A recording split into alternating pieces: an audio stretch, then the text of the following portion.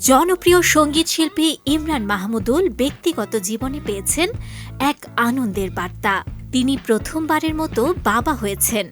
সামাজিক যোগাযোগ মাধ্যমে তিনি নিজেই এই সুখবরটি শেয়ার করেন ভক্ত অনুরাগীদের সঙ্গে। পোস্টে তিনি লিখেছেন, আলহামদুলিল্লাহ, প্রথমবারের মতো বাবা হলাম। আল্লাহ আমাকে একটি সুস্থ সুন্দর কন্যা সন্তান উপহার দিয়েছেন। এ সময়ে তিনি ভক্তদের কাছে স্ত্রী ও নবজাতকের জন্য দোয়া চান এবং জানান তাদের ছোট্ট মেয়ের আগমন তাদের জীবনকে আরও রঙিন করবে। ইমরানের ঘর আলো করে সন্তানের আগমনে শোবিজ অঙ্গনেও দেখা গেছে উৎসবের আমেজ।